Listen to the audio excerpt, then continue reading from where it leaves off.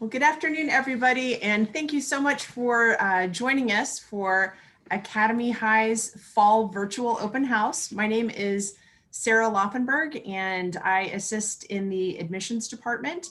And I do have a couple of notes. I wanted to first let you know that this event is being recorded for any families who do inquire in the near future.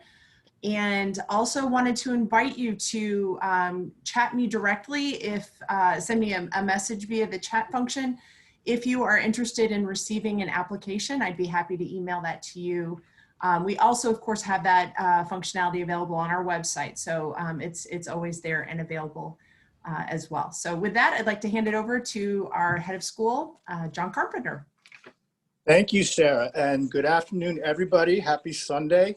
We're so grateful that you could join us. We are very excited to share with you kind of an overview of our program and to meet some of you for the first time. Admissions is one of my favorite part of work in schools because it's when we first meet families who over time really become just very, very dear, essential components of our community. So this is an exciting first conversation. Today, we can't possibly talk about everything, so today's really, again, to offer you a broad overview, hopefully highlight a few essential things that makes Academy High unique and special. First, we're going to hear from faculty, and they're going to describe their program and how they incorporate skills into there. We'll then hear from a couple parents, and I've purposely saved our student ambassadors to last because they're the real experts. They live our program every day. We have both a freshman and a senior to offer the newcomer's perspective and the grizzled old veteran's perspective. And of course, they're why we're all here in the first place. And then hopefully a time for folks to ask questions. Real quick history of the school for those who aren't aware. Academy High is the first independent high school in the area. It opened 4 years ago, 2017. And the school was founded by a group of founding families who really shared a common vision of trying to provide an alternative and an innovative and a progressive educational experience for their children. We opened with 9 freshmen our first year and added a class each following year. Those 9 founding freshmen are now our first senior class. And we are at 60, which is just tremendous. And actually this year, our 4th year really is, it is a year of many firsts. It's our first senior class. It is our first year with a completely fully enrolled 9th grade class of 19, which is really exciting for the future. And I think that speaks to the growing awareness and enthusiasm of our program.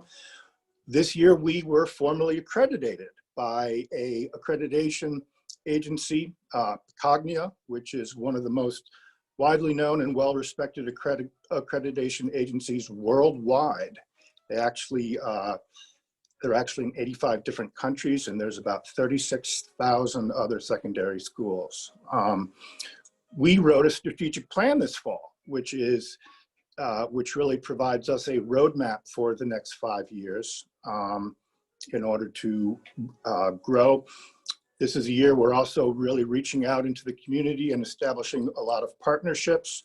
And then finally, we are looking to the future. A couple years down the road is we're going to be at a new site, at a new facility. And we have a future site committee that is researching that as we speak. And I'll share with you that Research Park is definitely one of our areas of interest. So really exciting year. I should say this is my first year here. I've been in independent schools 25 years. And this is maybe the most exciting thing that I've ever had the privilege of being a part of.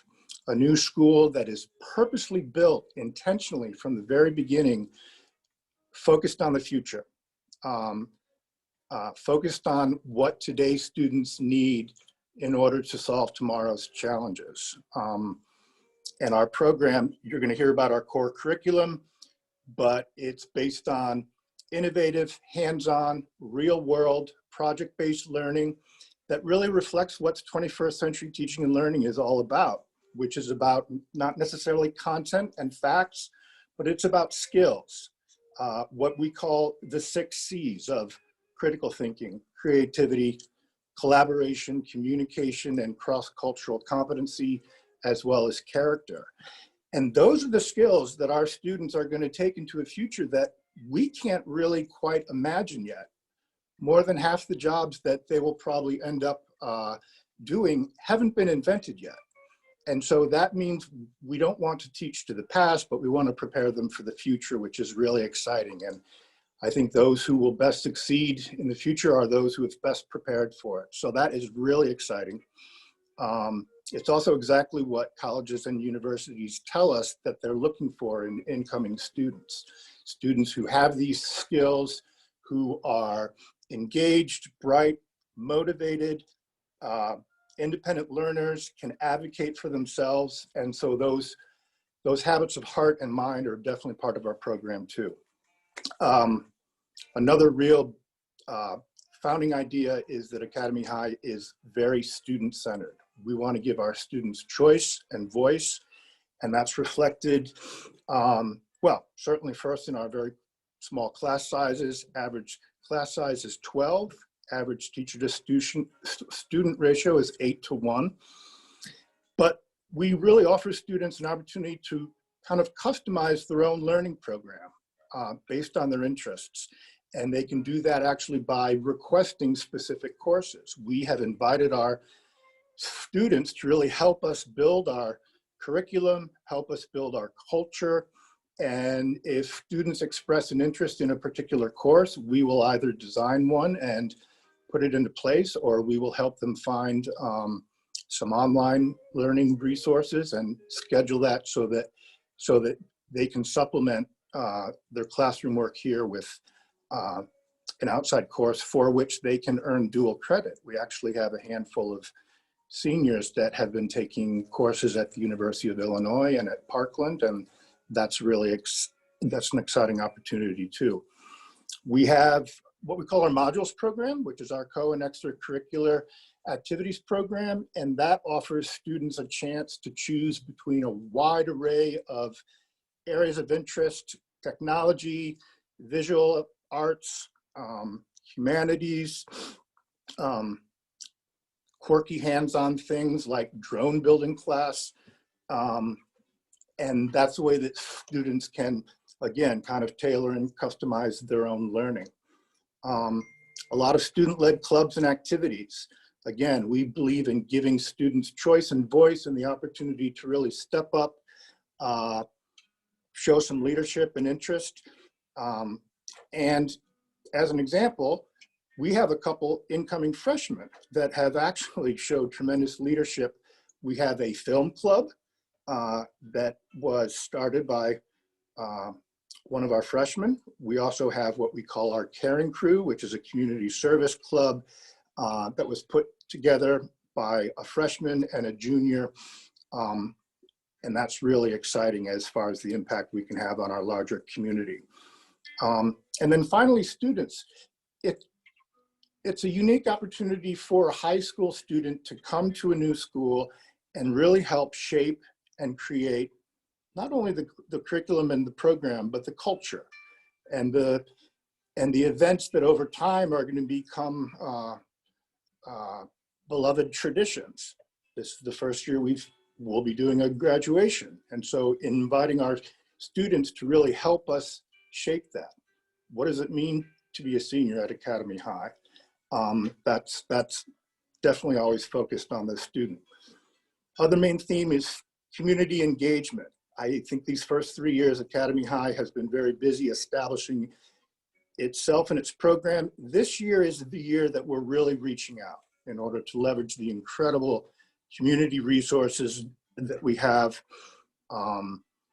Community engagement, you can see it in our internship program. Juniors and seniors have the opportunity to pursue an internship, which we actually schedule for them during the school day. And that's a chance for them to really apply what they've learned in the classroom to the real world, as well as get some great experience. I mentioned community service, an opportunity for us to partner with other organizations examples are Boys and Girls Club, the University of Illinois. We are speaking with Geis College of Business and with Busey Bank to develop some courses. And our long-range vision isn't just about being able to take advantage of all the incredible resources here. We can see in time Academy High becoming a real resource for the rest of the community with the kind of engagement we're going to have and with the graduates that we're going to send out for bigger and better challenges. Sarah, if you can, pull up that admission school statistics sheet, because this speaks to the final main thing that I want to preview, which is Academy High's commitment to community, diversity, equity, and inclusion.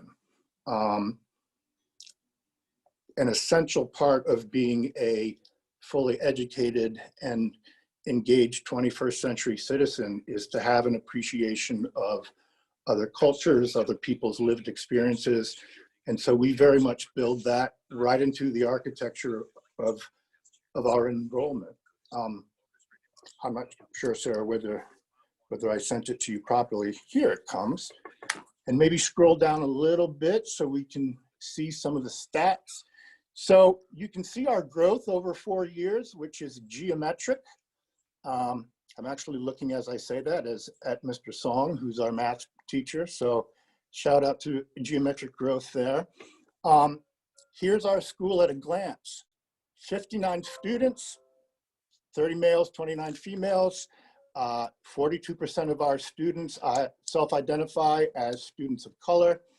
I mentioned the class sizes and the teacher ratio. 100% of our faculty hold advanced degrees, and that really speaks to them being masters of their discipline, but more importantly, equally passionate and committed to working with students. Another big part of our priority on diversity is economic diversity. And we have a program, it's a very innovative program. We're one of the first schools in the Midwest to implement this, but it's a program called Index Tuition. And what that is about, it's a process where families apply to an outside third party, they do a financial profile, and then we adjust tuition in order to fit the needs and the capacity of the family. 47% of our students are on index tuition, which is adjusted tuition, and that speaks to our commitment to making Academy High both affordable and accessible to all families, regardless of what their individual financial circumstances are. And then at an even basic more level, and actually, Sarah, if you wouldn't mind scrolling down a bit more to the second page, that's a snapshot that gives you an idea of where our students come to us from. 11 different towns, I think maybe 15 different zip codes, a mix of public, private, and parochial. But for each of them, our commitment is to build and provide a school community and experience where every single student feels fully seen, known, and really valued and appreciated for what they bring to us each day. And that's part of our larger goal and vision of creating an Academy High School community that really does truly reflect the broader community that we live in. I could go on, as my faculty knows, but I'm going to stop here and I'm going to hand the ball over to our esteemed faculty, perhaps starting with Natasha Capelle, who in my Brady Bunch screen is center square, just like Paul Newman was, or sorry, no, Paul Lynn, never mind, random. Natasha, what can you tell us in overview about your program, science? Right, so I'm going to do this very quickly because I know we have a lot of faculty to get through, and I do have the gift for gabbing, so I could go on for hours. But I am the main science teacher at Academy High. I've been at Academy High since before we even had a building. Before that, I've been a teacher for 15 years or so. Before that, I was a research scientist in biology. So I actually came to teaching a little later in life. Now, hold on. I am going to try to share my screen. Hold on. I seem to have lost my PowerPoint somehow. Somehow that happened. Hold on. Something happened to my computer while we were talking. Shoot. Live television is always great. I know, well, I know, and I showed it to you before we started, and now it is gone. So Natasha, would you like me to jump in while you search? Yeah, yeah, actually, thanks, Jordan. That would be great. Cool. Happy our to do it. faculty always have each other's back. So Jordan, who is our social studies teacher, what do you want to share about your program? Sure. So I've just got a couple slides I'll go through here. But my name is Jordan Connerty. I'm the social studies teacher here at Academy High. This is my 3rd year at Academy and my 10th overall, working with high school and college age students. I teach 4 core social studies classes at Academy High: Big History, US History, Global Studies, and Environmental Studies. I'll give a quick overview of what each of those classes are and then talk about how they sort of play together, at least in my mind. So Big History utilizes the Big History Project's online curriculum to explore the progression of history from the beginning of time to the present day. It's a great history of science type class. We're concerned less about the things that are in textbooks and more concerned about how things got into the textbooks. So thinking about the stories behind the discoveries, the type of claims that were tested and how they were proven, how they were received in the scientific community and things of that sort. So it's a combination of natural history, physics, chemistry, astronomy, anthropology, geography. It's really everything. What's great about that class is it hones students' connective thinking, their analytical skills, their writing skills, classroom discussion skills, and in my opinion is a perfect introduction to a high school learning environment. U.S. history, my U.S. history class engages the narrative of the United States thematically rather than linearly. So it allows students to draw connections between historical and current events every day. So by thinking deeply about democracy, states' rights, capitalism, militarism, social movements, and how they've unfolded over time, a more cohesive and inclusive narrative of US history emerges. And so students primarily work through primary source documents there, and they're always, working through primary source documents and writing. It's a writing intensive course as well. So global studies expands students' sense of global history and contemporary global citizenship, primarily through the lens of comparative politics and geography. And environmental studies combines biology, ecology, and sustainability studies with history, anthropology, sociology.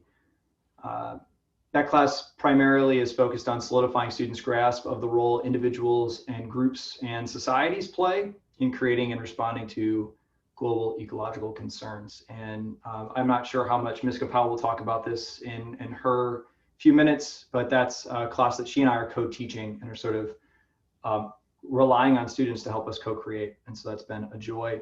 Overall, the social studies curriculum is purposely interdisciplinary and emphasizes multiple points of view in pursuing knowledge.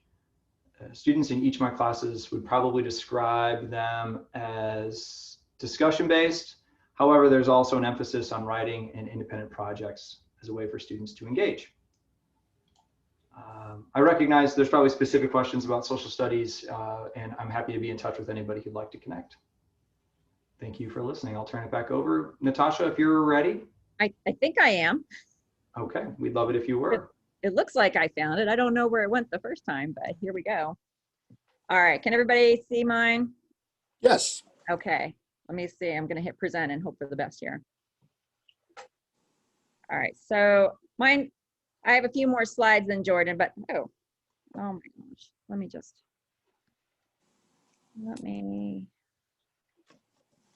exit that.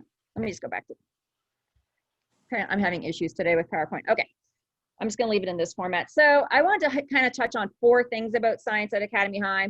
One is, where do I get my content from? How my science classes fit into the 5C+1 focus, at Academy High.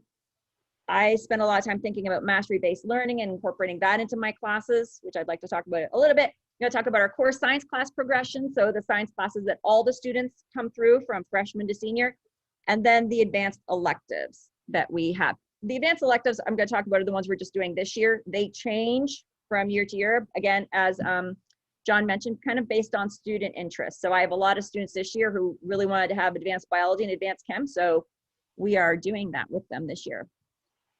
So I focus my curriculum on the next gen science standards. The next gen science standards incorporate disciplinary core ideas. Think about that as your old school content areas, but science practices also in cross-cutting concepts. I really focus my classes on the science practices, like what are we doing? We're thinking, critical thinking, we're analyzing data, we're writing lab reports, we're collaborating together. So really, if you think about our 5 Cs plus 1, the science classes at Academy High really emphasize communication, collaboration, and critical thinking. I do focus a lot on specific science practices. So the freshmen will tell you, they spend a lot of time thinking about developing scientific models, collecting new data, doing new iterations of models, analyzing, interpreting data. We make sure we're looking at real data. So we're doing a case now, finishing up a unit on antibiotic resistance that's based on a girl, Addie, from Arizona, who did get 2 types of resistant bacteria. So we're going through her story and what happened. We spend a lot of time thinking about how to construct scientific explanations based on data. Again, getting them to really think about what we're looking at and what it means. So what's your evidence? Does that actually support your actual claim? And again, communicating, which looks different ways in my classes. So just a disclaimer, all these pictures are from last year, because you'll notice that there are no masks and students are right next to each other. So hopefully this is where we'll be back next fall. But we do spend all of our time in science classes really in groups. Now, they've been socially distant groups this year. They've been breakout room groups on Zoom. But it's the students working through problems together, the students asking questions, coming up with solutions together. I'm there as a facilitator, a kind of guide, but I'm not like an instructor in front of the room type of person. So we've got students coming up with their own lab procedures, presenting some of their data they've collected, working on models. This is, everybody who's had freshman biology with me knows what a DQB is, our driving question board, where they come up with the questions, they organize the questions, and that's what we investigate.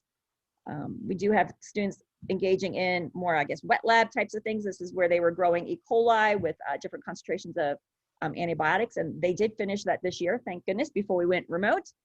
And again, we spent a lot of time modeling. And if you're wondering what these Post-it notes are, these are all the other students in the room's comments on this group's model. So students learning to evaluate each other's work and providing good peer feedback.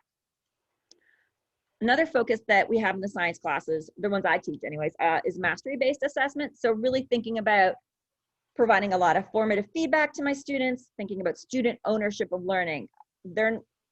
I want them to find the joy in learning and keep that joy in learning throughout school. So taking charge of their own learning, taking opportunities to reassess if they want, and never thinking that this is like the end point. They can always reassess to get to where they want to be. So we work a lot on that. In freshman class, what this looks like at the end of each semester is they put together their own portfolio, which they describe in a conference with me to see what learning goals they've met. So this is just one page out of a student's portfolio from last year, where she has, this is the performance expectation in biology we were working towards. These were the 4 models that she created over this unit, and she's talking about how she's grown in her model development and also how they meet these this performance expectation. So students record all their own work, they create a learning log, and then they create a portfolio at the end of the semester. So that's kind of a general idea of kind of what's happening in the science classes. For the core curriculum, the sequence we take is freshmen all take biology, the sophomores all take chemistry. I teach both of those. The juniors take physics. I do not teach physics. That's with Ms. Shimmick. And then the senior capstone class, I teach with Mr. Connerty. So science and social studies together, environmental studies. This is our first year, very student driven. Again, bringing things that they've learned in all these classes together. So the environmental studies seniors, one thing that they're working on right now is a zero waste project for Academy High version 2.0. So we have a new school. What are some of our policies, procedures to help us be more sustainable, kind of looking forward to that. Science electives, I mentioned before, they do change somewhat depending on student interest. This year I'm doing advanced biology and advanced chemistry, which are similar to a first-year college level. There's physics 2, which is very much all project-based.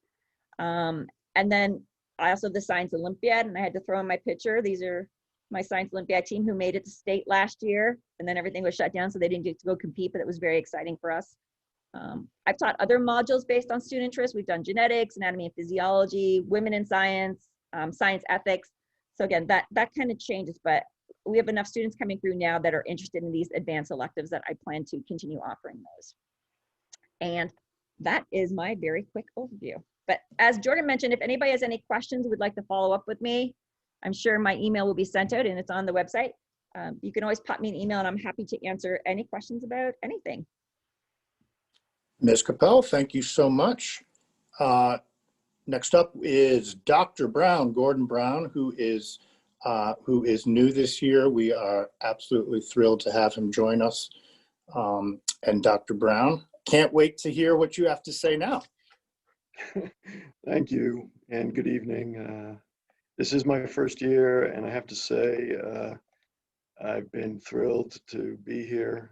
I have a daughter here as well. She joined the junior class.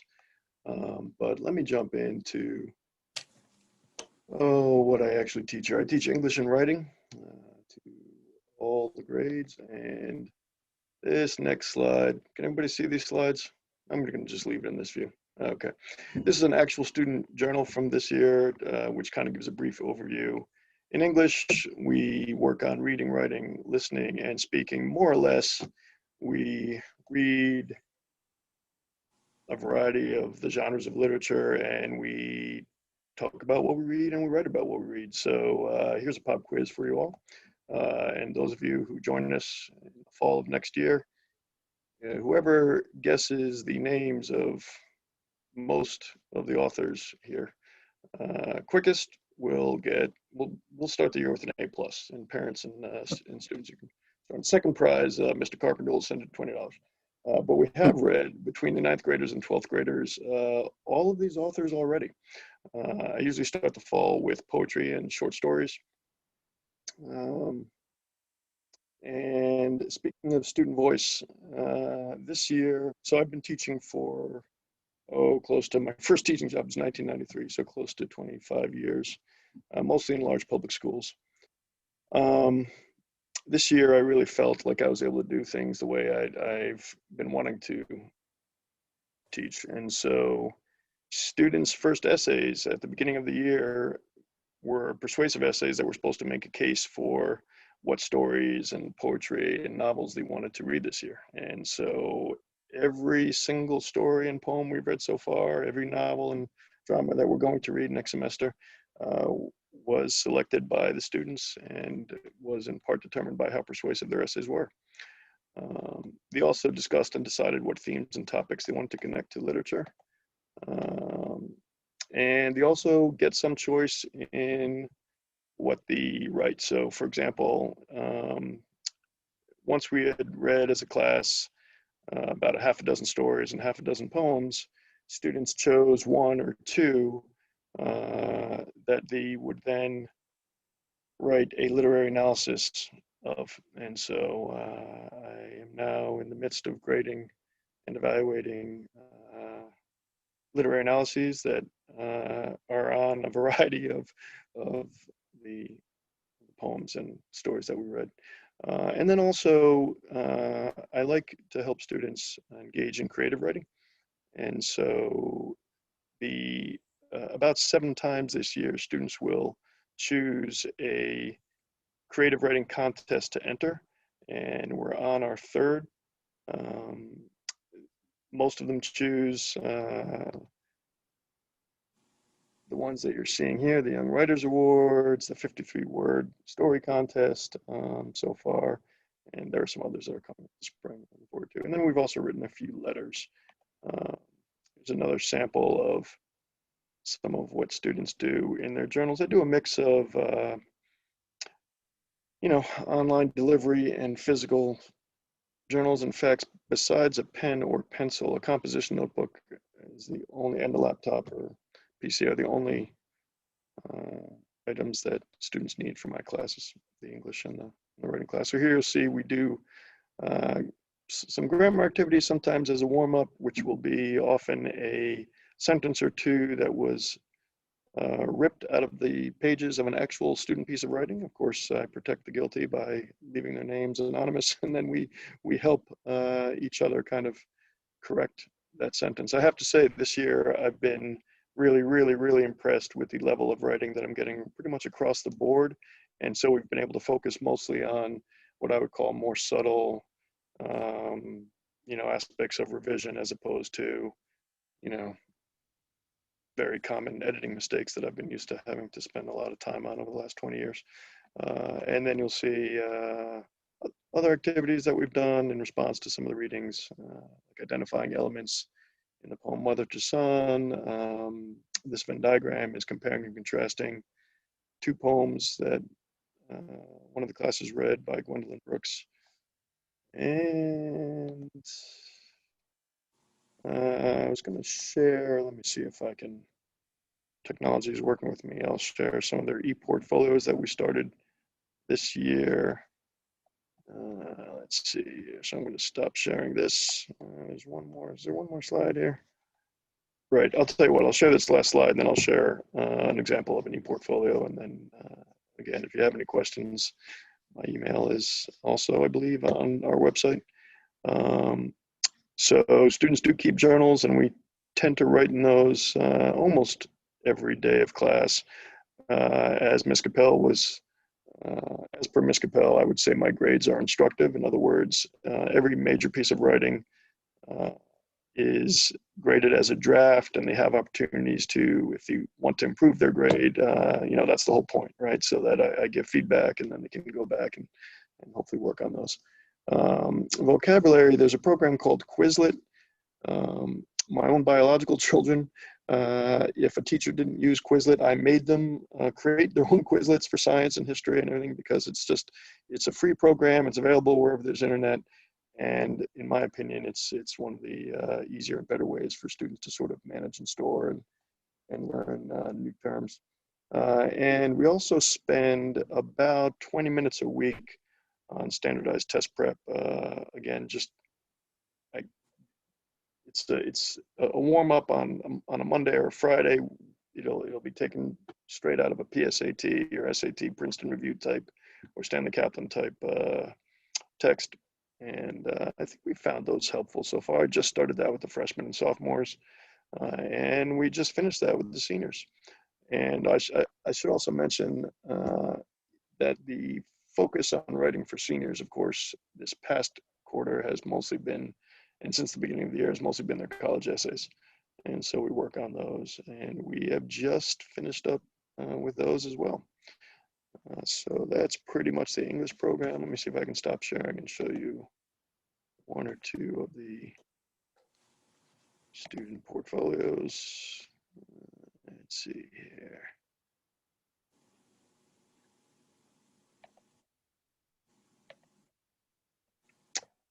I got permission from these three students to share.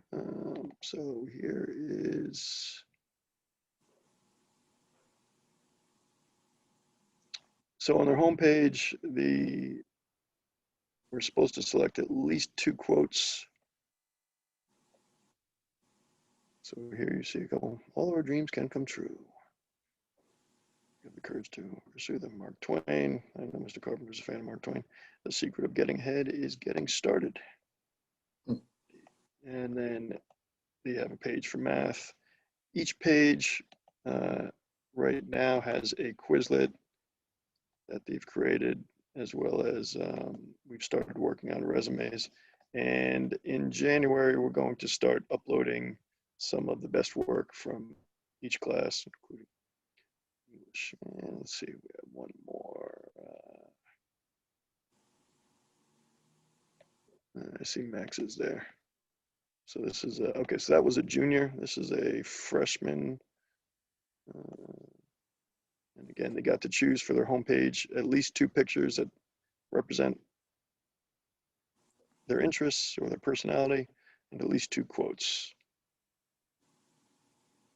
And then they have a page for a resume, and each of their other classes where they'll keep, again, some of their Quizlets, but also some of their best work starting in January. All right. And that's it for me. Thank you Thank so much, Dr. Brown.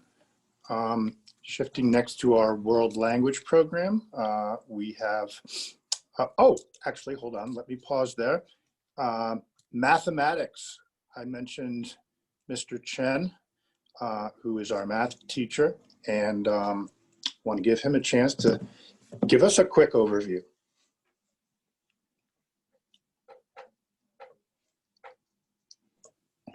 Hello, my name is Yang Song, and I'm the math instructor at Academy High. I think John was confused by the Chinese program with my program. That's I was going to introduce Eileen next. I beg your pardon. okay. So for mathematics, let me also pull out my slides. So the Mathematics Academy High is organized slightly different from other colleges, other high schools in the US. For us, we chose the topic-centered curriculum. So every semester, we only focus on 3 to 4 topics. And we group them in a way that they're interconnected to each other. So instead of treating math as a set of discrete skills, we want things to come together so students can have a more organic understanding of these things. And also, these topics are organized in a way that they're sort of in a progressive and spiraling pattern. And we build on simple mathematics and gradually go towards more complicated things. One of the most important idea for me is that math has to be built upon the basics. For example, when we talk about quadratic equations, this is our main focus in the sophomore year. We're going to start from talking about polynomials, how to compute them, then look at quadratic equations, their graphs, and then we're going to look at some more complicated higher degree functions. So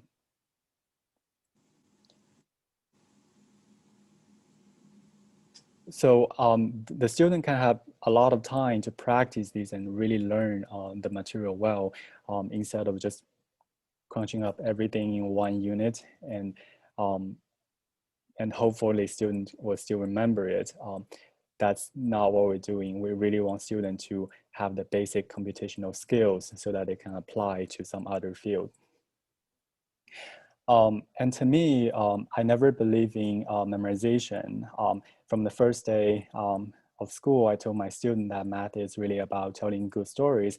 And here you can see my students, they have to organize their knowledge system and they have to summarize their work. And sometimes we see pretty creative artwork from students when they try to put everything together and present what they have learned. I think one of the most biggest misunderstanding mathematics is that we can have recipe for every single problem. I never believe math can be broke down into things like recipes.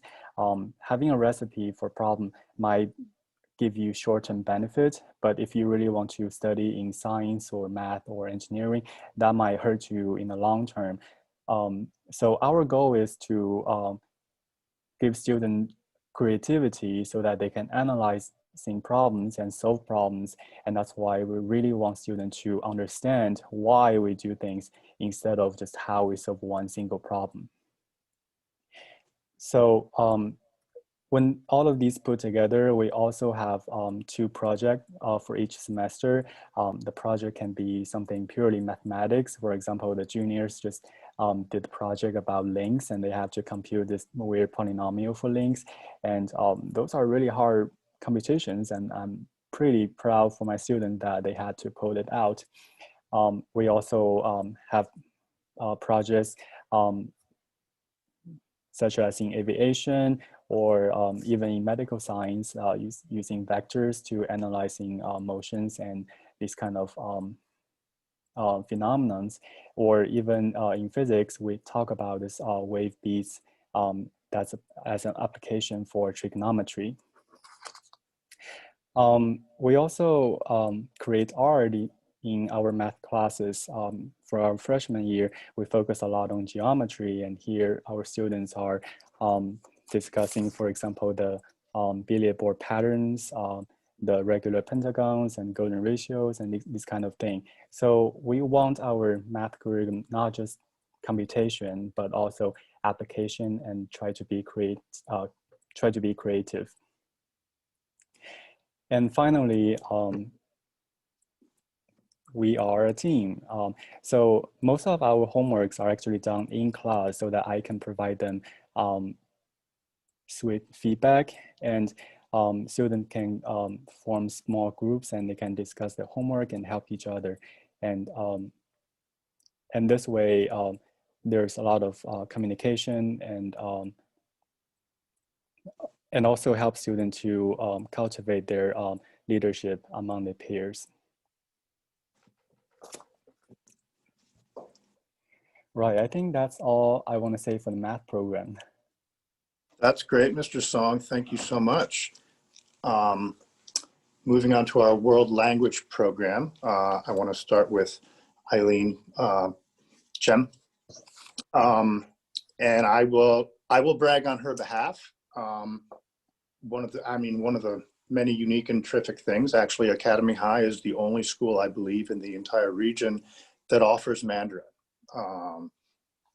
And so, Mrs. Song, take it away. Okay. Chen, sorry, Mrs. Chen. Yeah, I've flipped these two names. I've got myself tied up in a knot. Yeah, I know you learned some Chinese from our class already. Okay. Okay, welcome. My name is Eileen. I'm very happy and excited to share with you about our Chinese program. And I would like to share with our Chinese students. So this is a hi from our Chinese family, and another picture. Okay, so there are 4 parts I want to cover today. And let me put this one. Yeah. And first one I would like to share is our Chinese curriculum.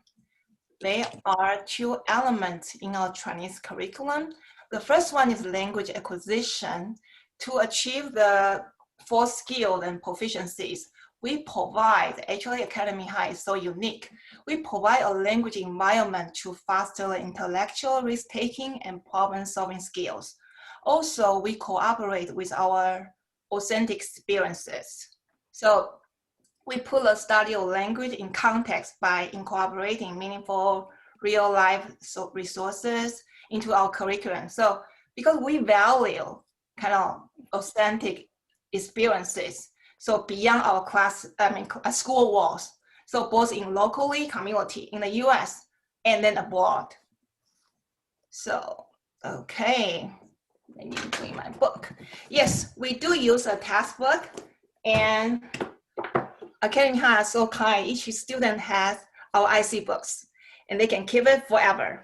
So the way I choose I use a textbook for high schoolers is because they are not only because they are so powerful, useful resources for students' effective learning, but also these series are so well known for most high schoolers, high-ranking schoolers, and colleges. So those, if the school, as I would like to say, 85 to 90% of the high-ranking high school and university, they all use the same textbook. So next one. And we have 4 Chinese classes and 4 levels of Chinese classes. Yeah, actually each building of each other, reading to advanced writing, speaking, and listening. So next one. Sorry, I should be next one. And in the classrooms, we do a lot of practices. We might not be a big group, but we are very strong and powerful. We use every moment in the class to learn as much as we can. of course, sometimes I entertain them. I bring some activities to them to make feel like, oh, yeah, we can do the cultural activities. So when there's a moon festival, we make mooncakes. When we need a fundraising, so when we need money for our China trip, so we have all kinds of activities. Yeah. And next one. This and one. I'm keep moving the pictures around. So the second one is task-based learning. So we do have textbooks, but each quarter we have each unit we have a small project. We say task. Then each quarter we have a big project to help us to review all the vocabulary or sentence structure we have learned. So those pictures shows all kinds of activities we do and the projects, right? For example, if we cover a unit, I think unit 5 cover about hobbies, then we, like our student, like create a hobby, the storybook for the young children. I still have that here, no problem.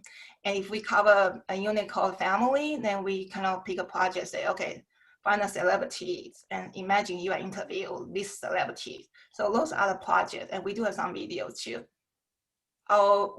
I'm always amazed how creative our Academy High students are. They are amazing. And the third part I want to cover is our cross-cultural competency. Yeah, let me share with you. So in spring 2019, last year, I feel like it's a long time ago, Chinese students put their linguistic skills to test while immersing themselves in Chinese culture and lifestyle. So they begin their time away from home with 2 high school families in China, where they reflect their work I think 7 days, 7 to 8 days ahead. So after interacting with those students from China, so this group made its way to 2 cities actually. And I have to be proud and say, yes, when Academy was 1.5 years old, we made it, yeah. All right, next one. So it's not just a trip, right? Actually, I wanted to cover the cross-cultural competency. Our Chinese student, they finish the 4 steps. The step 1, they build out their itinerary. They research and study and explore the city, and then they report to me. Then I went to China before the trip and communicate with our sister school, not a sister school there, and we talk about it and we double check, confirm the itinerary. And the second part, step 2, is student communicate with the study buddies. After the school and I filter those kind of homestay family and students. And step 3 is still student, I believe so, they enjoy the high school days in China. They imagine themselves, okay, I am a Chinese high school student. So those are wonderful experience for them to think about, oh, wow, I cannot imagine. They couldn't use their cell phone during the day of school, or the parents only allow them to use a phone during the weekend because they have a lot of loading of high school works. So the step 4 would be, yes, each student from our class, they will be rewarded as the cultural ambassador. So this year, I'm so proud, 24 is going to put the cultural ambassadors into the honorable activity when they are applying for the college. So it's making them more, the college application, it's making them more competitive. So I'm so proud of them. And next one. Oh, this is doing our trip, and the school designed our academy day for us. And this is the way when we interact with them. And I think I keep saying I'm so proud of them. And that time we have these students, Academy High students, have an oral presentation, tell us how Academy High School day will be. So, okay. And yeah, those are the pictures I want to show. I just like to show off. Okay, and this is the homestay. One of our students spend with their homestay families. Yeah, I'm glad they still keep in touch. And even, okay, yes, this year our sister high school, they were about to visit us, and it's our turn to host them to become the homestay family. Just because of the COVID, we cannot make it, but please stay tuned. And because we might have some online cultural sharing, online kind of activities if we cannot make it. And okay, it's not animation. So during our trip, right, our school and our school news is on local TV, and I'm so glad in the Hangzhou, everybody knew Academy High student visited them for a week. And last one I want to cover is the cosmopolitanism. I promise pronouncing it. So actually, I think the China trip is not just the end; it's still ongoing, right? Even now we are doing online sharing. I'm planning more activities with them so they can use the language. So the study of language beyond the English provides more opportunities, not only just gain a perspective on culture separate from ours in space of time. Our culture-centered language curriculum while maintaining the linguistic standards or something. So it shares one more thing. So it's optional. It's totally optional. Actually, we are going to reach our global citizen goal. Is we are going to actually a few months ago, right, during the spring, we all, not we all, 4 of our students applied for the Overseas Youth Volunteering Program, and they were accepted. Just because of COVID-19, we cannot make it. So please stay in tune. Maybe I will share more information with you next year. If anyone is interested, it's totally optional. The last one, I try to make it in 3 minutes, but I think I can share the last one with you. So this from our students, this from our class. So I think every actually student of our Chinese class think we have these characteristics. So Chinese is not a difficult language. Welcome to join us. Any question? No, thank you. Thank you so much. Thank you so much. I love your focus on bragging about your program and your kids. It's certainly well earned. Our Spanish teacher, Cristina Flores, had a family commitment that she needed to attend to, so she's not here. She did prepare a short video, and Sarah, if you're able to cue that up, that would be great. Or if not, then we can certainly email it out. But there again, as with our Mandarin program, our Spanish program really focuses on skills, active listening, speaking, reading, as opposed to perhaps the older among us, our experience with world language was memorizing words and cases and all that stuff. But here it's about taking those ideas and applying them. And in the course of doing that, also really deepening their appreciation and understanding of different cultures, which fits into our real world 21st century cultural competency too. So we will definitely send that out.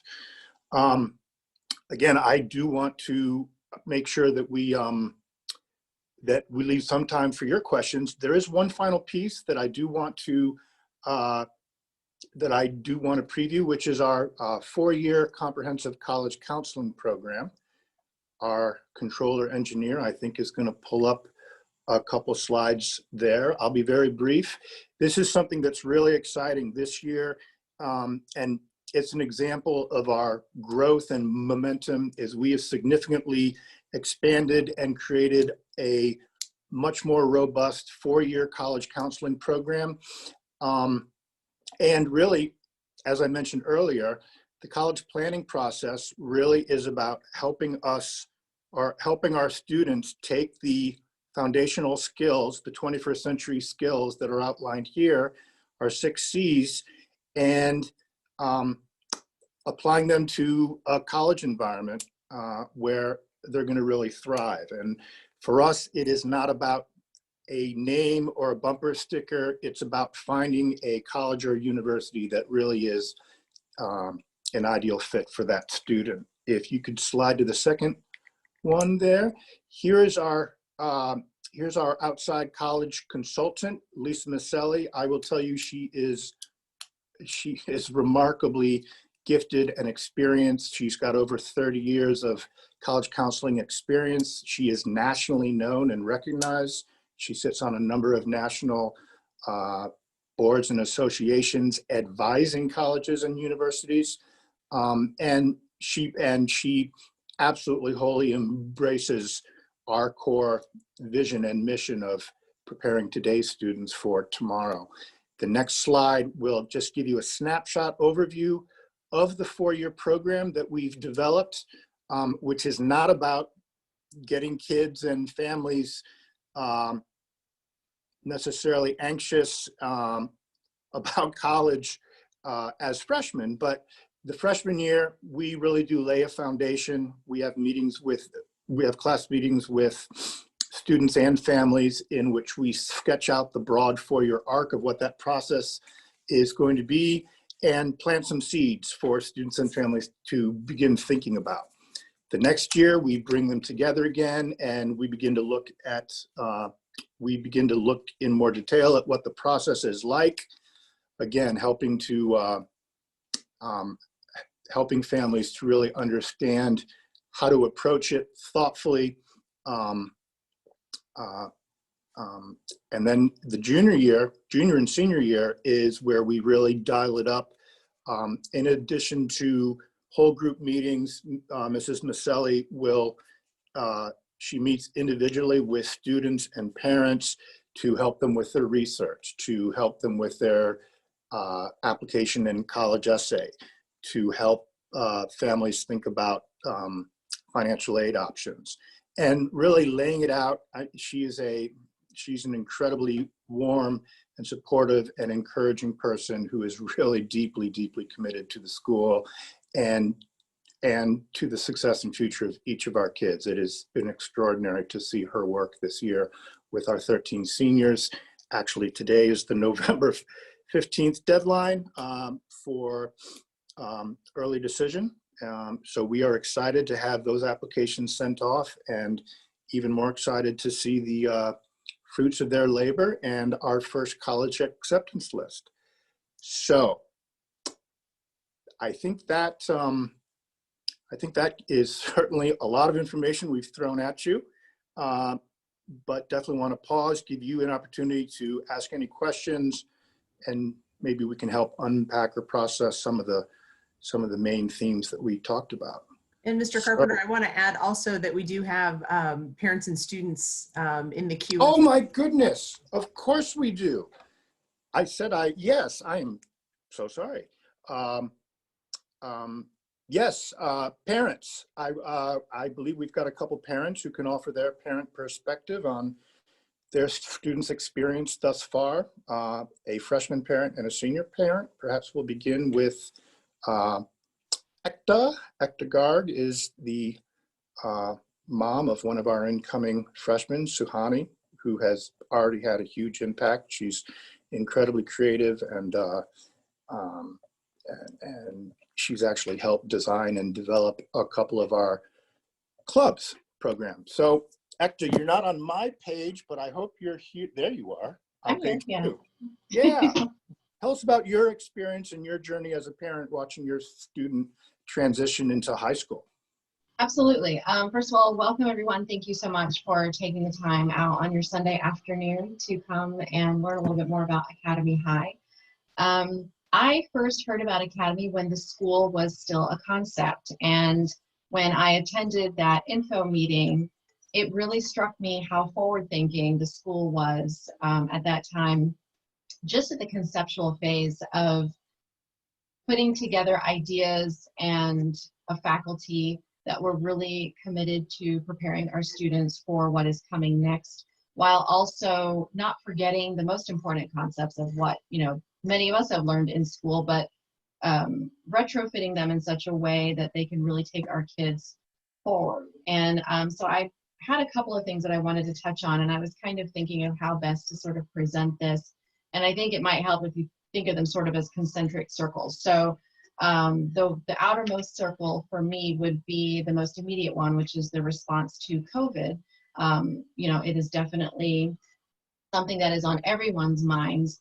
And both my husband and I have been very pleased and impressed and encouraged by how proactive Academy High has been in taking care of our kids, in wanting to do absolutely everything they could to keep them safe and to take steps, for example, by having everybody now go completely online starting tomorrow, in order to continue that record of keeping everyone safe. The kids may not be thrilled about the fact that they don't get to be in person anymore, but they are old enough to understand, and they've been watching the news and engaging enough to know why this is important. And when you have a school that is so committed to its students first, you can trust that every decision they're going to make is for keeping the kids' health in mind, as well as our faculty and really the families, because what the kids are doing in person and together will obviously reflect back to what we all are as a family and coming back home. So we definitely appreciate that. Another thing that we've really appreciated and enjoyed is the active communication between the faculty and families in terms of, everyday things for how students are going to be presenting for their parent-teacher conferences, to the logistics of dealing, again, with COVID, with everybody going back online. How do you pick up and drop off assignments or materials, and how do you handle all of these challenges that we have? And the fact that the faculty have gone above and beyond and reaching out to the kids, reaching out to the families has been excellent. And again, it's definitely encouraging and reassures us as a family that the students are number one on the minds of the faculty and staff at the school. And the last thing that I want to mention, which I know doesn't really get mentioned much, the kids, if there are any students who are watching who are thinking about Academy High, this might interest you, and it might seem like a little thing for the parents. The later start times that Academy has, the fact that it starts later in the morning, my daughter loves it, number one, because she gets to sleep in a little bit, as most teenagers love to do. But I really think that when the founding families decided to do this, well, I know, because I've talked to them about this, they did it based on the research that shows that, as teenagers get a little bit older, they do function much better a little bit later in the morning. When you have kids who are up at 7 or, even at 8, it's a little bit of a struggle for them just because of the way that the teenage brain develops. And so keeping that in mind, starting the school day a little bit later, making it end a little bit later. Again, the teens might think, hey, great, I get to sleep in another hour. But I think it really contributes to the overall physical, mental, and emotional well-being of our students, which then, again, when they bring that home, or, in the case of being an online school, when they shut down their, devices for the afternoon or evening, it really shows, especially in a time where these things are even more important than ever before, when we've already got so many stresses because of the challenges of COVID, because of the challenges of dealing with those of us who are working from home, trying to help our students navigate their day online. And I think just, these really small things, the inner circle, I'm going to call it the smallest circle, the later start time, again, seems like a very small thing, but when you think about why it was instilled, it really speaks to what the school was built on, which is the idea of putting students first and always putting students first, whether it's in the small thing of starting later in the day or in the larger things of how do we prepare our students for challenges that we don't know are coming, like a pandemic. And so I think overall, our experience has really been a positive one. And I know Suhani, my daughter, my freshman, loves it, and she wouldn't want to be anywhere else. So definitely a big shout out to the faculty, a big thank you to the faculty, thank you to John. And I hope this gives you a little bit more information, those of you who are looking at the school, as to some of what the school has to offer for your kids. Thank you. Thank you. Thank you so much. Our second parent offering perhaps a bit more voice of experience. Mr. Laufenberg has a junior, Sam, with us. And I'm guessing that he might offer perhaps some perspective or comparison between his three children's different school experience. Sure. Thanks, John. I have a freshman at Academy High, a junior at Academy High, and another junior at University High School. Yeah, I do want to just second what Ekta had to say there, especially about the COVID response, which has been really remarkable coming from Academy High. At last spring, you know, there was very little notice. Basically, you left for spring break and then you came back and everything was fully remote. And at the time, I had 3 different kids in 3 different schools, and the Academy High response was far and away the best of the 3. The ability that the teachers had to switch very, very quickly to all remote learning, and to do so in a way that kept the kids engaged, right? At other schools, my kids were, you know, maybe meeting a couple of hours per week with their teachers, and that just at Academy High was like didn't miss a beat. Even though everything moved online, they had the same courses, the same core courses, the same length of time with their teachers and with their peers that they had before. And I think that's extremely important when it comes to this weird online learning thing that we're in right now. I always noticed that there was a lot more noise coming from my son at Academy High's room than it was from the other rooms. And that speaks a lot to the collaborative nature of Academy High. These were students and teachers that were working together. And you could tell that there was just this interaction that was ongoing, you know, almost throughout the entire class period. It wasn't just the students sitting there looking at a screen. So pretty remarkable in that respect. One other thing I did want to mention about Academy High is this small but growing internship program that Academy High has. The goal is that by the time the kids get to be juniors and seniors, that every kid who wants one will be able to have an internship somewhere in town. And this could be anything. It could be working at a company, it could be working in a nonprofit organization, it could be working with a club, perhaps at the University of Illinois. But I actually work for a company here in town that we had a couple of interns from Academy High, not this most previous summer, obviously, but the summer before that. So these are 2 kids that were interns at my company. And we put them to work on real stuff, right? Real stuff that they could put on their resumes, real stuff that got used by my company. And we even have some of their work on our website. And these are the same kids that 2 years ago were working as interns at my company and are now applying for college this fall. And one of them even asked me to write a letter of recommendation for them. So I think that type of an opportunity, you know, we think about high school as this is what you learn in high school, and these are the options that you have. Well, one of the roles of Academy High, I believe, is not to necessarily dictate what a kid's high school experience is, but rather to curate what the kid's high school experience is. And one last thing I did want to say is there's this great conversation that's ongoing in education between content and skills. And John spoke about it when he first got on this morning. And I happened to be doing just a private email exchange between myself and the head of school at Uni High this week. And she wrote a lot about sort of how things are going at Academy High this fall, or not at Academy High, at Uni this fall. And there was one paragraph that really struck me. So I'm going to read it to you verbatim. The leadership at Uni has encouraged teachers to let go of the idea that there's a certain amount of content that we must get in this year. As a teacher myself, I understand very well how hard this is. We've encouraged more problem-based learning, more project-based learning, and a re-envisioning of what's most urgently important for students to take away from a year of pandemic learning. And I just read that paragraph and I was like, Academy High was talking about this stuff years ago, right? Before it was even founded, they were talking about this same exact stuff that Uni is talking about now. And it took a pandemic, right, for for Uni to sort of make this thing. But I was really, really struck by that, and I was encouraged by it, right? It's that Academy High's sort of philosophy is being talked about, is being thought about, is being considered, not just at Academy High, but really around the community and around the country. So anyway, with that, I'll close, and certainly happy to answer any questions about Academy High. Excellent. As promised, we have saved the best for last. Our resident experts who live Academy High every day with us. I'm so pleased that they could join us. The first person we'll hear from is Jamari, who is an incoming freshman and has transitioned beautifully. And I so look forward to seeing his smiling face every day.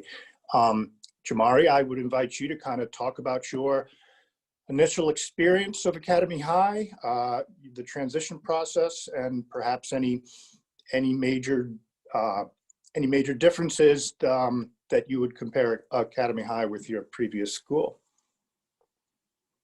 Okay, so I'm just gonna start off by talking about like coming into freshman year. I was like really nervous about it. Like I didn't know how I was gonna do and how the school was gonna be because it was a new experience for me.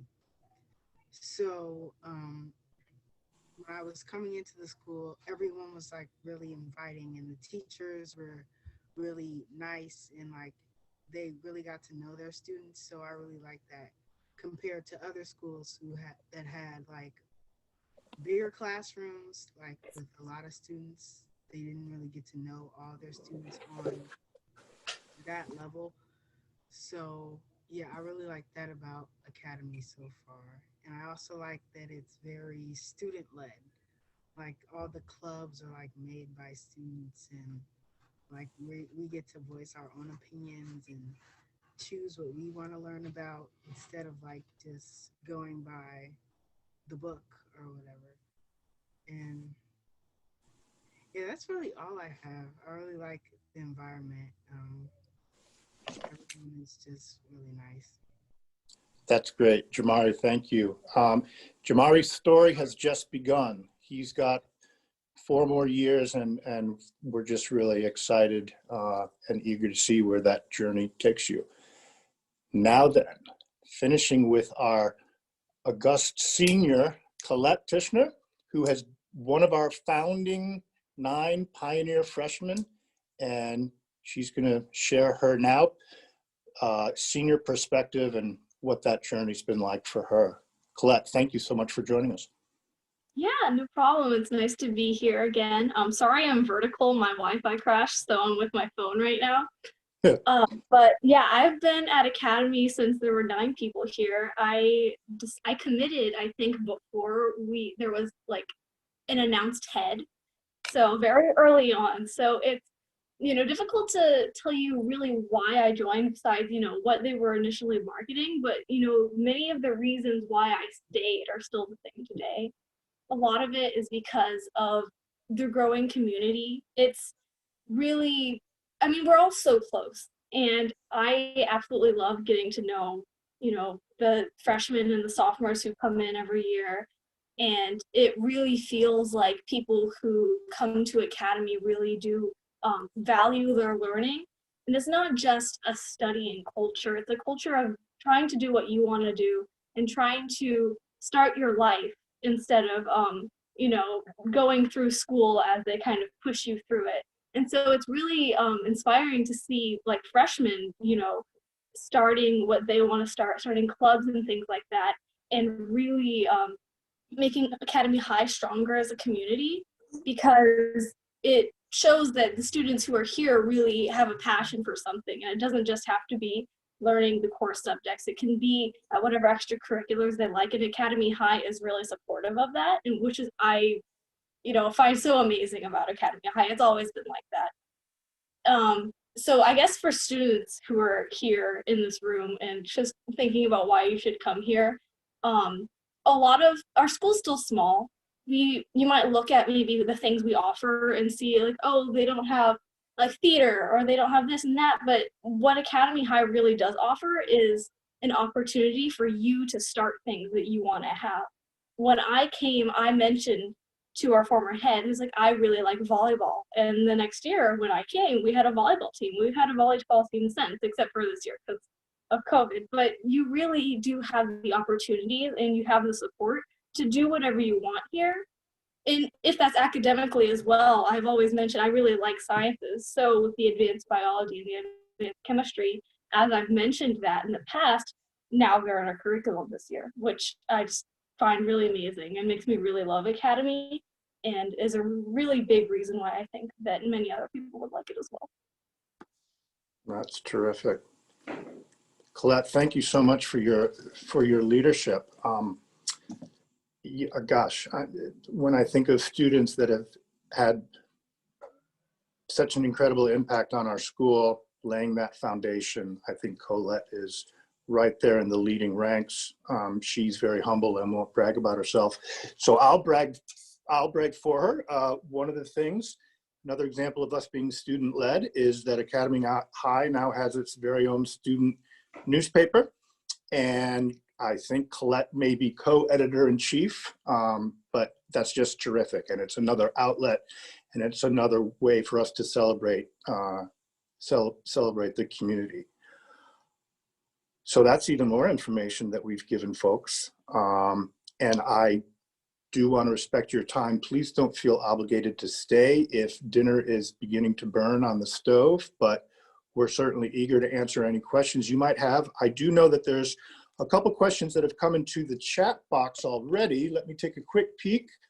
Here is a question.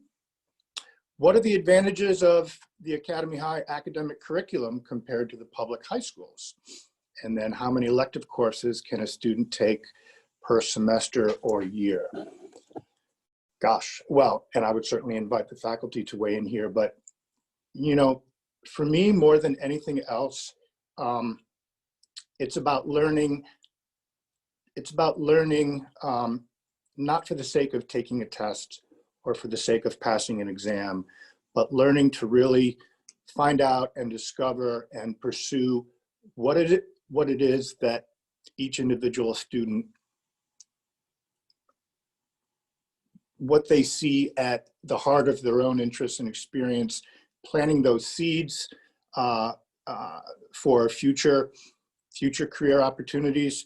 Our focus on project-based learning, again, it's about learning through doing.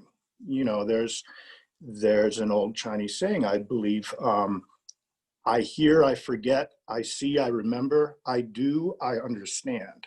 And it's that hands-on focus.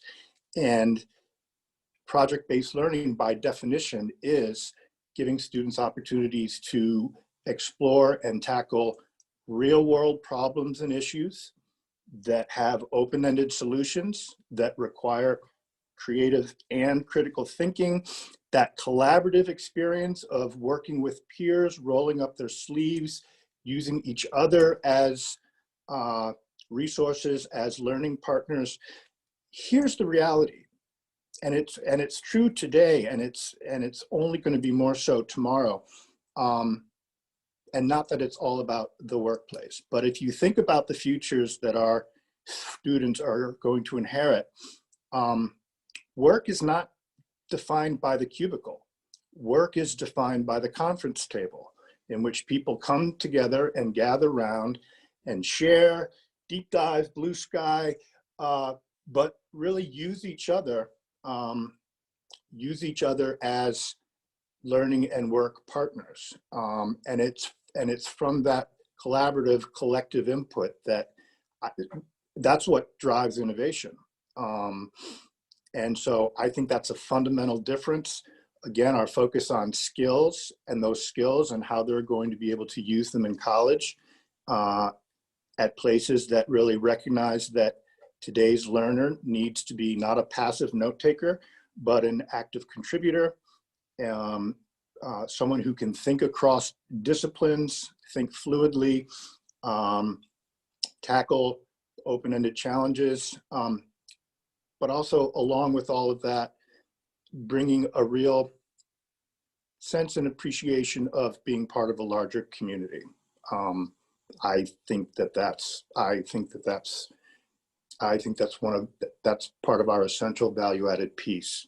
And then certainly beyond that, seeing Dr. Brown at the bottom of my screen, I'm reminded that communication skills and the school's strong emphasis on writing and on oral communication. Colleges and employers today share that they see a lot of really bright kids who often aren't able to share or convey their ideas. And if you can't share it, then you can't tap into that. You can't tap into that larger conversation. And so I think our students, they're going to head off to college and university with a lot of confidence about how to express themselves. And again, it's that interactive environment where I think they're going to have a real advantage. Yeah, actually, oh, sorry. Mr. Nope. Carpenter, if I can jump in on this question, just because, you know, my daughter and I, okay, so my daughter's a junior at Academy High, and we're coming from a large public school in Fairfax County, large public high school. I was teaching in Fairfax County public schools for the past dozen years, and before that in DC public schools, so I'm used to large public schools. And I have to say, one of the reasons we chose Academy, actually my wife and I are both educators. My PhD is in education. I study, you know, I spent my life looking at and examining and studying schools and differences. And so one of the few things that we think we know in the field of education is that small schools and small class sizes make a difference. It's, you know, that's, the evidence for that is overwhelming. And so I think that's one of the differences at Academy High. But I will also say that it's one of the most progressive, forward-thinking schools that we've seen. And, you know, I think our experience with COVID-19 at Academy High is indicative of a couple of things. The intelligence of the COVID committee and the diligence of the community, but also, and so a lot of thanks to Ms. Capelle and Mr. Connerty and the others that were on the COVID committee, but also it's, I think, indicative of one of the C's, which is how the community cares for themselves, but also each other, you know, and remain diligent and stayed home if there was even a possibility that they might have come in contact, and so on and so forth, which, you know, really allowed us to stay open as long as we were able to stay open, which was great. Mm-hmm. I forgot to address the second previous question about elective courses. Typically, our modules program, modules is the term we use for our co-curricular elective program. Students, we've got a lot of students that are taking two different electives each quarter. Modules typically meet once or twice a week, and they're kind of like mini courses. Some of them are definitely academic in nature.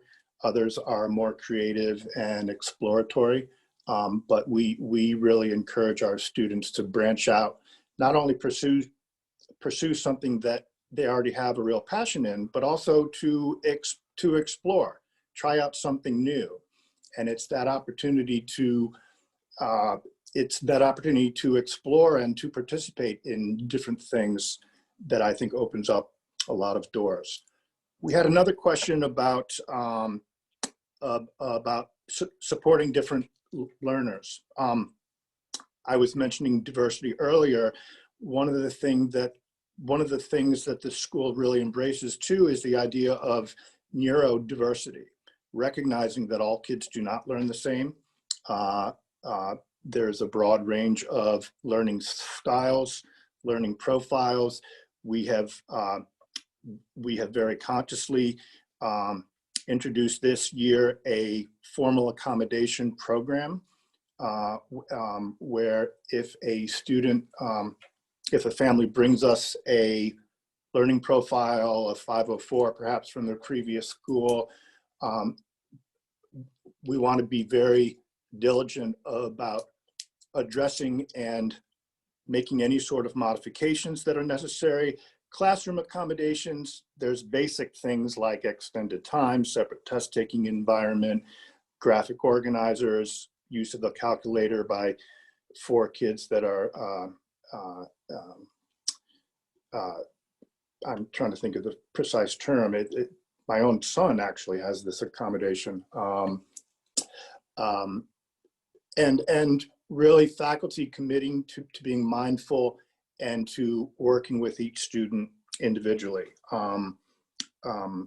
And we actually provide a list of outside referrals for families that are exploring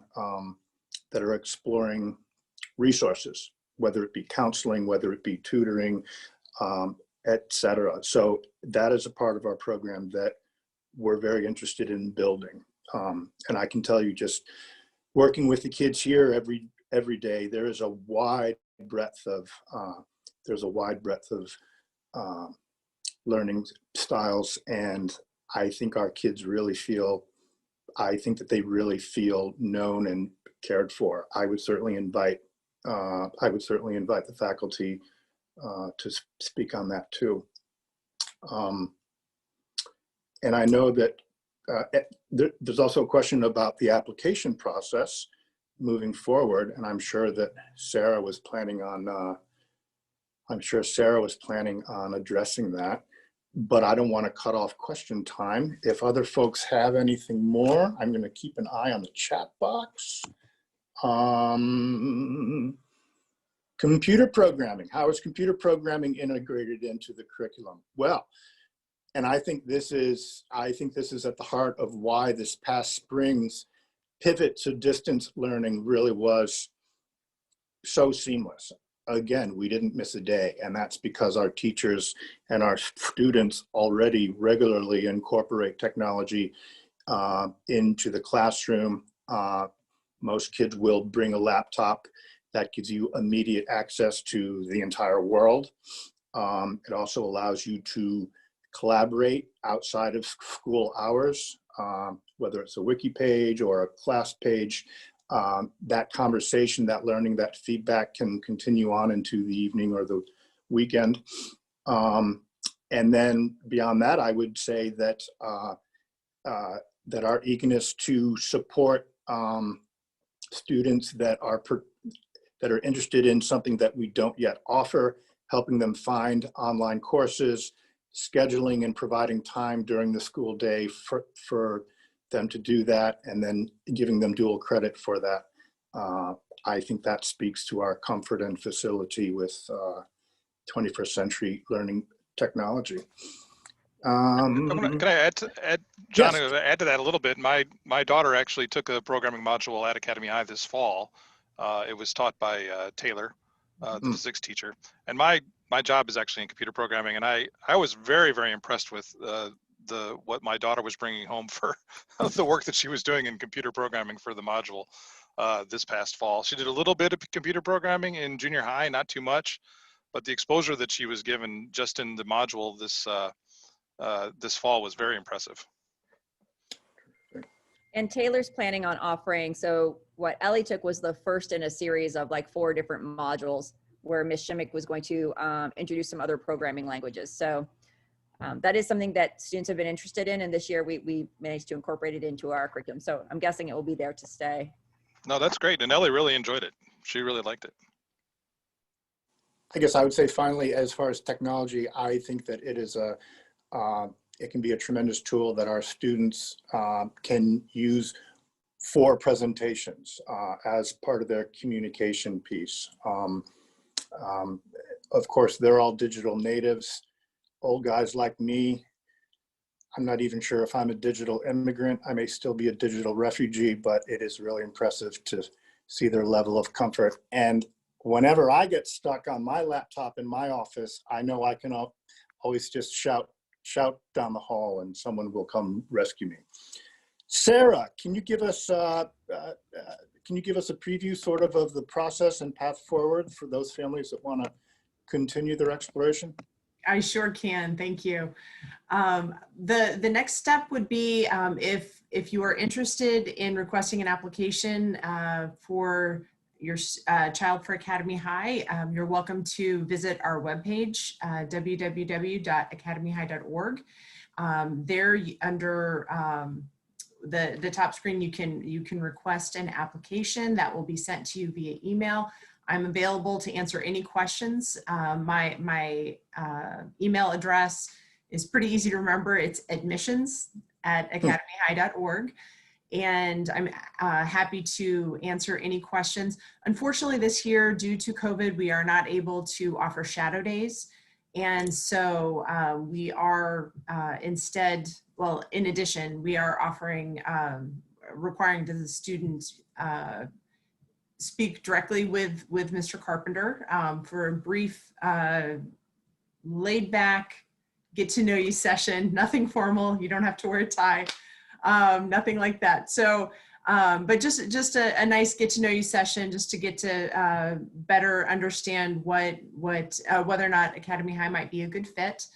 But in the meantime, we do we'll be looking now that we have different regulations in place with the state. We had been offering in-person, socially distant meetings with Mr. Carpenter where he could provide a tour. We'll be exploring that as things are shifting as we speak. But in the meantime, those are of course available via Zoom. And we also do have a virtual tour of our current space on the website. So because of increased demand this year, we actually have a single deadline for applications, which is March 1st of 2021. We would be most grateful if you send them in before then, so that we can be working on getting interviews and such set, with the plan that before spring break comes 2 weeks later, the decisions will be made and communicated to families, then with contracts due 2 weeks after that, April 1st. So if you have any questions about that, please don't hesitate to contact me, admissions@academyhigh.org. And as far as the specific components of the application, along with some basic information, we also ask for a teacher recommendation. Mm-hmm. There's the interview process, not interview, the conversation process that she referenced with me. There's a student essay where we invite them to reflect upon their experiences so far and how that might translate to high school. And there's a parent piece too, offering parents an opportunity to really help us come to know your child and what really makes them unique, what you're proud of, what the hopes and challenges are that you anticipate. I'm going to close tonight just kind of with a final thought, and I hadn't planned this, and so know that this really comes from the heart. This has been the most unique and challenging school year in our lifetime, possibly of this century. But for me, personally and professionally, it's also been the most inspiring. Watching our faculty come together with a can-do attitude, and investing so much time and heart and thought into how can we provide a engaging learning experience this year with all the challenges we face. You know, a school's greatest resource is always its teachers, and I have never been more proud to call a group of people my colleagues. Their work, their commitment is just incredible, and it truly has been inspiring. I am in awe of what they do every day. And it's my privilege just to have an opportunity and to be here right at the start of the school's history, and the opportunity to work with the founding families and work with the board and see this vision, this dream actually come to life is unique. So I thank all of you for taking time out on your Sunday to spend with us. We are eager to continue the conversation individually. And please do continue to follow up with particular questions. You can either email admissions@, or you can email me directly. All of our contact information is on the website. But thank you so much. I think dinner is almost on the table. So it has been a pleasure, and I wish you a great week. Thank you, everybody.